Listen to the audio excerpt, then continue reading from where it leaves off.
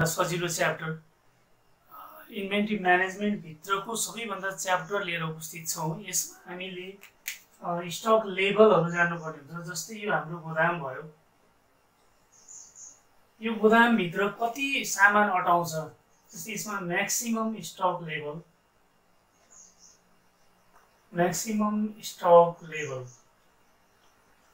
जस्तै यो गोदामभित्र 2000 युनिट सामान अट्छ भने यसको म्याक्सिमम स्टक लेभल भनेको यो 2000 युनिट हुन्छ। र मिनिमम स्टक लेभल, अब हामीले मिनिमम हामीलाई कति सामान चाहिन्छ त उत्पादनका लागि, मिनिमम कति भएपछि हामीले त्यो सामान मगाउने। जस्तै उद्योग होला काठमाडौँमा र सामान वीरगन्जबाट ल्याउनु पर्ने होला, त्यसमा टाइम लाग्ला र हामीले कति स्टक भएपछि अब मगाउन सुरु गर्ने भन्ने कुरा चाहिँ यो मिनिमम स्टक लेभल हुन्छ। जस्तै 500 युनिट्स चाहिँ हाम्रो लागि मिनिमम सामान हो भने यसलाई मिनिमम स्टक लेभल भनिन्छ। कति सामान भएपछि हामीले कति सामान चाहिन्छ, मिनिमम कति चाहिन्छ त्यो दिनको लागि उत्पादनका लागि भन्ने कुरा हो। र अर्को कुरा के विशेष ध्यान दिनुपर्छ भने 2000 युनिट त हाम्रो गोदामको क्षमता हो र हामीलाई मिनिमम सामान प्रोडक्सनका लागि 500 युनिट चाहिन्छ। तर कति सामान भएपछि हामीले रिअर्डर गर्ने त, रिअर्डर लेभल कति हो। यदि 500 नै यो सामान खपत हुँदै हुँदै हुँदै 500 मा आयो भने त हामी रिस्क जोनमा आइसक्यो। अब यहाँ वीरगन्जदेखि सामान मगाउनु पर्ला, काठमाडौँ मगाउनु पर्ला, त्यसमा 2 दिन लाग्ला, बाटोमा 2-3 दिन लाग्ला। अब यो 500 युनिट भएपछि हामीले मगाउन अर्डर गरियो भने त हामी चाहिँ एकदम सेफ्टी जोनमा छैनौँ, अब रिस्क जोनमा आइपुग्यौँ। अब रिअर्डर क्वान्टिटी कति हो त, रिअर्डर क्वान्टिटी कति हो त, कति पुगेपछि अर्डर गर्ने त। जस्तै 1000 यो सामान खपत हुँदै 1000 मा आएपछि अब हामीले अर्डर दिने हो भने यो चाहिँ के हुन्छ त, यो रिअर्डर गर्ने क्वान्टिटी हुन्छ। यो 3वटा कुरा हुन्छ यसमा। म्याक्सिमम स्टक लेभल, म्याक्सिमम त गोदाममा कति अटाउँछ, मिनिमम प्रतिदिन उत्पादनका लागि कति क्वान्टिटी चाहिन्छ, कति सामान मौजदार घटेपछि हामीले त्यसलाई मगाउने भन्ने कुरा हामीले त्यो जान्नुपर्ने हुन्छ। र यसबाट अब हामीलाई क्वेसनमा यो म्याक्सिमम स्टक लेभल भन्ने सोधिरहेको हुन्छ। यो क्वेसन जहिले पनि म्याक्सिमम स्टक लेभल भन्ने फ्रिक्वेन्टली अहिले हेर्दाखेरि 2-4 वर्षको हेर्दाखेरि यो म्याक्सिमम स्टक लेभल भनेर सोधिरहेको हुन्छ। कहिलेकाहीँ मिनिमम स्टक लेभल भन्ने पनि सोधिरहेको हुन्छ। अनि रिअर्डर क्वान्टिटी पनि सोधिरहेको हुन्छ। अब यसबाट फर्मुला जेनेरेट गरौँ।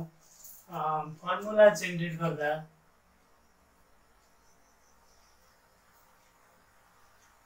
maximum stock level is equals to reorder level plus reorder quantity minus minimum consumption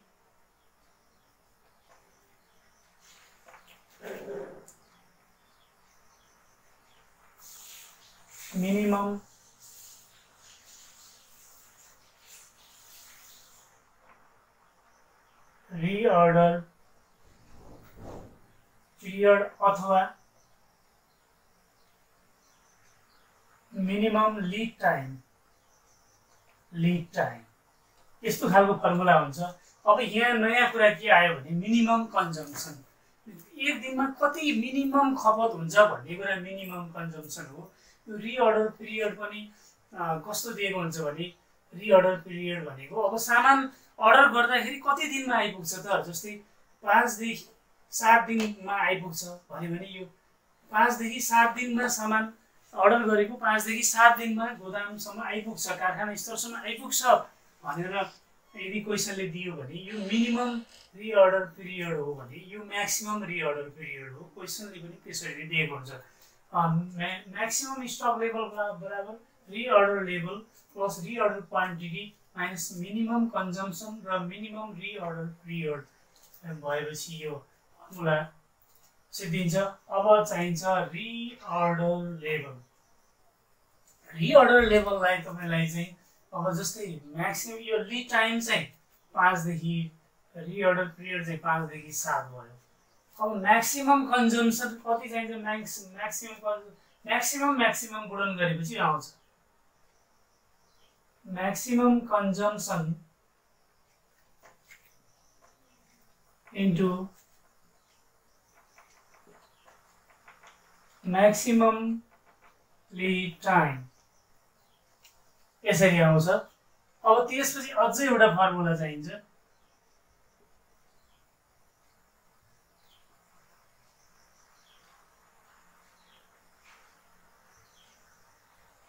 minimum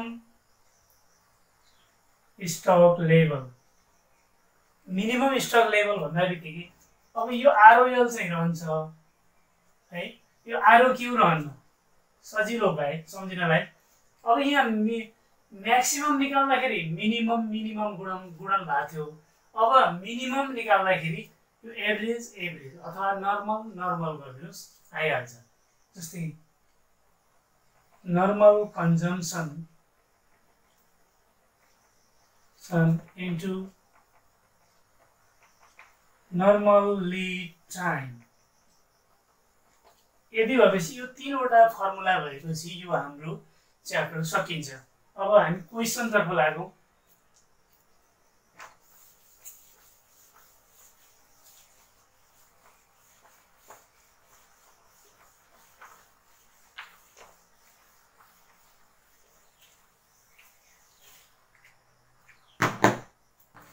question रहेको छ 76 साल सेट बी को क्वेसन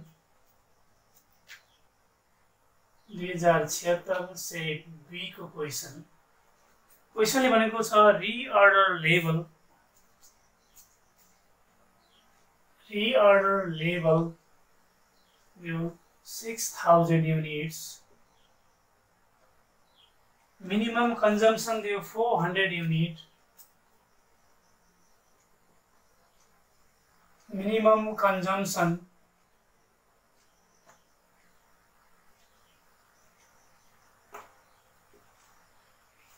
(400 units). Reorder period दियो 10 to 30 days. Reorder period दियो 10 to 30 days. 10 to 30 days दियो। maximum stock level दियो 10,000 units। maximum stock level दियो 10,000 units। requirement मा सोध्यो reorder quantity।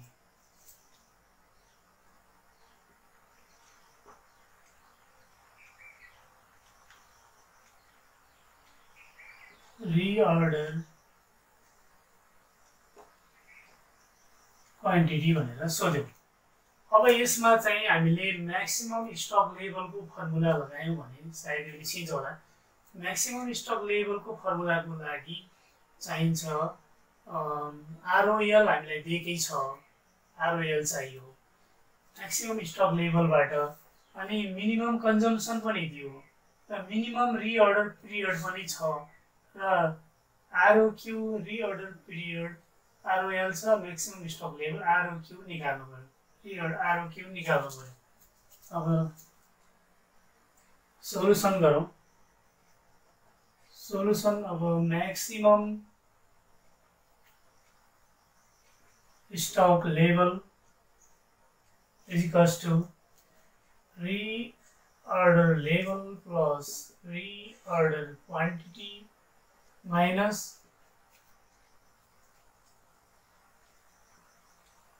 minimum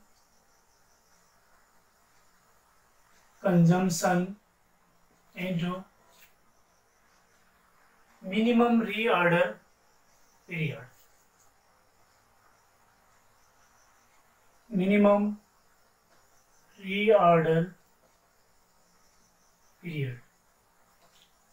अब मैक्सिमम स्टक लेभल कति छ 10,000 युनिट्स, यो भयो 10,000 रिअर्डर लेभल कति छ 6000 प्लस रिअर्डर क्वान्टिटी हामीलाई थाहा छैन मिनिमम कन्जम्सन छ 400 इन्टु रिअर्डर पिरियड मिनिमम छ 10 यसरी छ अब यसलाई 10,000 माइनस 6,000 यसलाई यता ल्याइदिनुस् रिअर्डर क्वान्टिटी यो यही भयो माइनस 400 इन्टु 10 4,000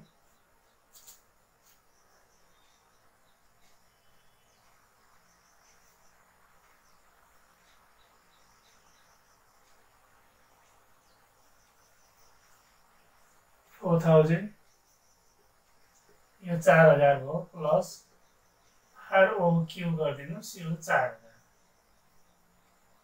अब यो 4,000 यता ल्याएर जोड्न पाइयो यसलाई यता ल्याउन पाइयो आरओक्यू इज इक्वल्स टु 4,000 प्लस 4,000 गर्दाखेरि आरओक्यू इज इक्वल्स टु 8,000 युनिट्स यसरी के भयो त यो सल्भ भयो यसले के दियो क्वेसनले रिक्वायरमेन्ट के माग्यो त भन्दाखेरि रिअर्डर क्वान्टिटी सोध्यो हामीसँग रिअर्डर क्वान्टिटी थाहा छैन हामीसँग म्याक्सिमम स्टक लेभल छ रिअर्डर पिरियड पनि मिनिमम रिअर्डर पिरियड पनि छ म्याक्सिमम रिअर्डर पिरियड पनि छ मिनिमम कन्जम्सन पनि छ रिअर्डर लेभल क्वेसनले दिएको हुँदैन आरओएल निकाल्नु पर्ने हुन्छ त्यो कुरा पनि छ मैले के आइडिया लगाएँ भने म्याक्सिमम स्टक लेभलको फर्मुलाबाट खोल्दियौँ आरओक्यू सायद पत्ता लाग्छ भनेर यसरी खोल्यो म्याक्सिमम स्टक लेभल क्वेसनमा नै एभाइलेबल छ 10,000 युनिट त्यो 10,000 राखियो रिअर्डर लेभल पनि क्वेसनले 6,000 दियो 6,000 राख्यो रिअर्डर क्वान्टिटी थाहा छैन र माइनस फर्मुला अनुसारकै मिनिमम कन्जम्सन 400 युनिट्स दिएको छ अनि मिनिमम रिअर्डर पिरियड चाहिँ त्यो अर्डर गरेपछि त्यो सामान घटीमा 10 दिनमा र बढीमा 30 दिनभित्रमा कारखाना स्तरसम्म आइपुग्छ भने कि यो त्यही भएर यो मिनिमम रिअर्डर पिरियड मिनिमम हामीले 10 देखि 30 दिनभित्र अर्डर गरिसक्नुपर्छ भन्ने कुरा यो मिनिमम रिअर्डर पिरियडलाई यहाँ अथवा लिड टाइम पनि भने हुन्छ कहिलेकाहीँ क्वेसनले यसलाई गुणन गरियो यसलाई गुणन गर्दा 4,000 प्राप्त हो यसमा यो घटाउँदा 4,000 आयो आरओक्यू भयो यो माइनस यता प्लस भयो अनि त्यसपछि आरओक्यू पत्ता लाग्यो अब अर्को नेक्स्ट क्वेसन हेरौँ 75 साल सेट एयर्सको क्वेसन हेरौँ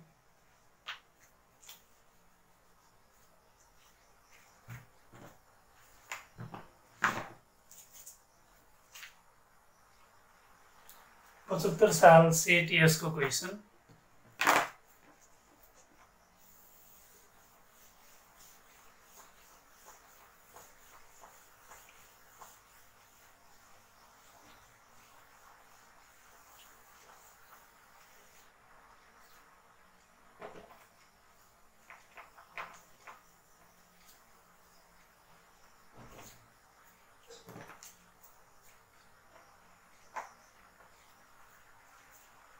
साल set यसको question. The following information are given. Maximum consumption per day 300 units.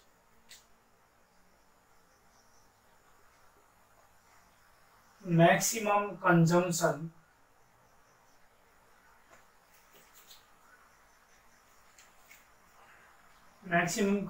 due 300 unit. Maximum consumption per day. Minimum consumption due 200 unit.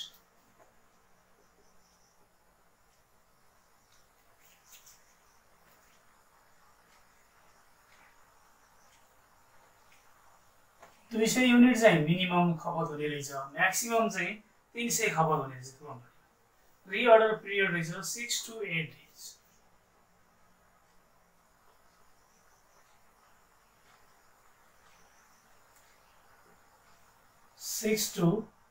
days.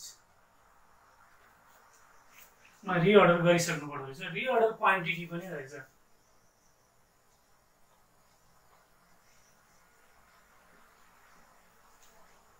here reorder quantity रहेछ 1200 units. Requirement मा भन्यो maximum stock level.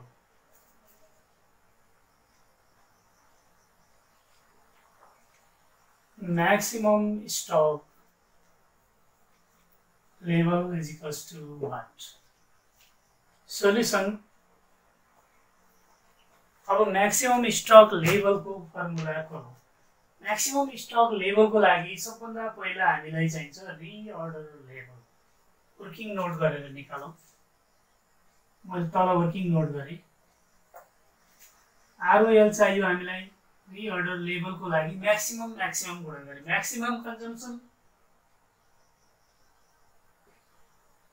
Maximum consumption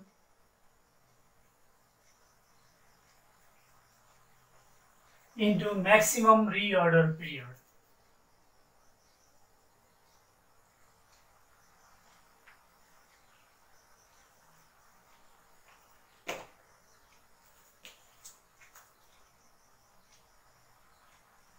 Maximum reorder period. Maximum गुणन गरिदिनुस्.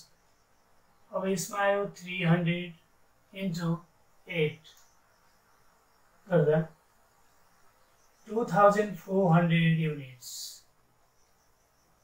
यो प्राप्त भइसक्यो.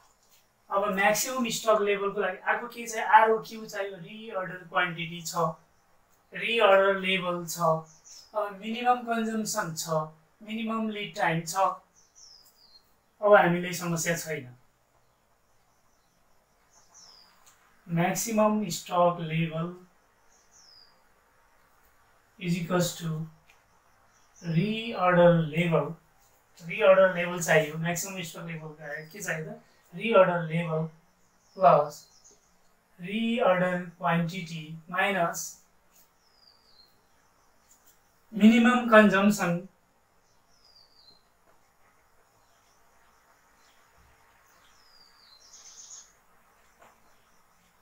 into minimum reorder period.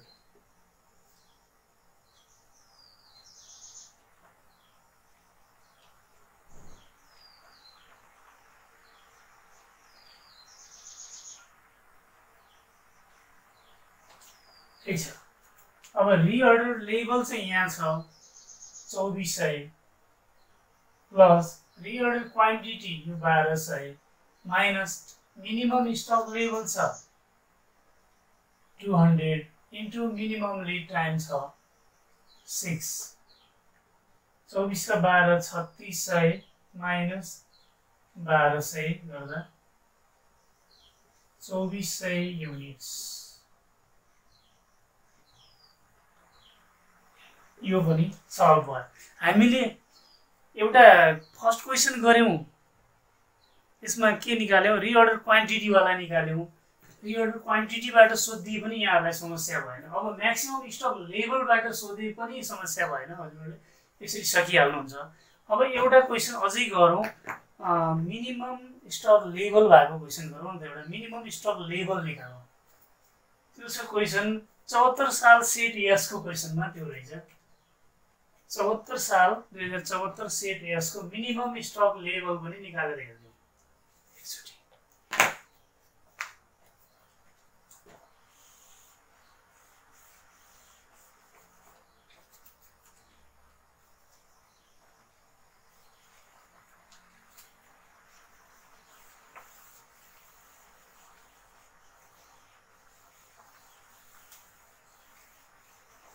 एउटा minimum stock level निकाल्ने formula सहितको क्वेशनहरु गर्यौं भने सायद मलाई लाग्छ यहाँहरुको चाहिँ के छ मेटिने छ. पक्कै पनि सक्नुहुन्छ अब यो क्वेशन गर्न.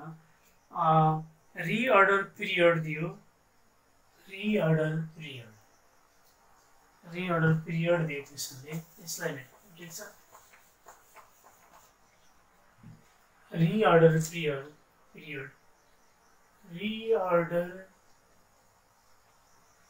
पिरियड दियो. क्वेशनले कति एभाइलेबल गरे त 6 to 8 days.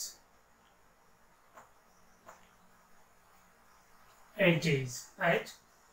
Consumption 200 to 400 units. Consumption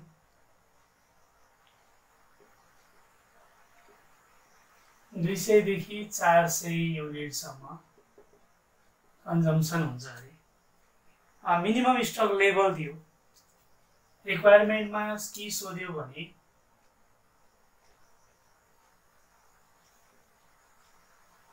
minimum stock level is equals to what गर्यो। अब सोलुसन गरौँ। सोलुसनको लागि हामीलाई के चाहिन्छ भने पहिले होमवर्क गरौँ। पहिला चाहिन्छ हामीलाई वर्किङ नोटबाट निकालौँ, आरओएल चाहिन्छ। अनि त्यसपछि यो मिनिमम स्टक लेभलको लागि के चाहिन्छ, नर्मल अथवा एभरेज चाहिन्छ। यहाँ कन्जम्सन 2 छ, 200 देखि 400 चाहिन्छ भने यसको एभरेज अथवा नर्मल यो 200 र 400 जोडेर 2 ले भाग गर्दाखेरि यसको एभरेज आयो। यो 2 र 4 को बिचमा त 3 छ नि त, यो पत्ता लाग्यो। यतिकै मौखिक गरेर त भएन, यसलाई यहाँ कमसेकम होमवर्क गरेर देखाउनु पर्यो। अनि रिअर्डर पिरियड पनि हामीलाई के चाहिन्छ, एभरेजमै चाहिन्छ, नर्मलमा चाहिन्छ। हामीलाई थाहा छ 6 देखि 8 को बिचमा 7 छ, त्यसरी मौखिक भनेर पनि भएन।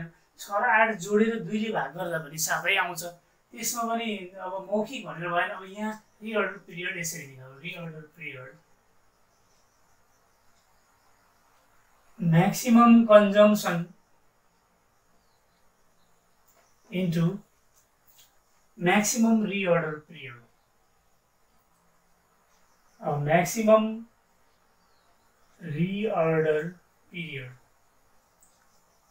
is equals to maximum consumption कति छ 400 into 8. Maximum lead time कति छ reorder period 8 छ। 3200 युनिट्स यो के भयो, यो पत्ता लाग्यो, आरओएल पत्ता लाग्यो। अब हामीले चाहिँ एभरेज चाहियो, रिअर्डर पिरियडको पनि एभरेज चाहियो।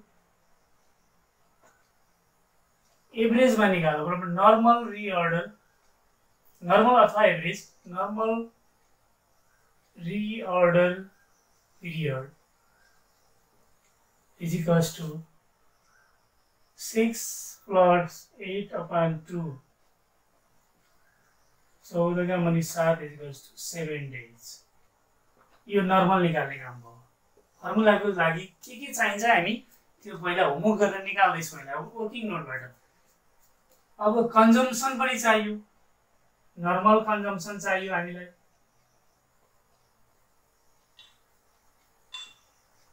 नर्मल कन्जम्सन कति छ 200 + 400/2 is equals to 600/2 300 units.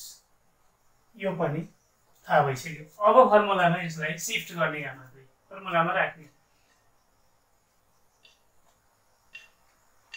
Minimum stock level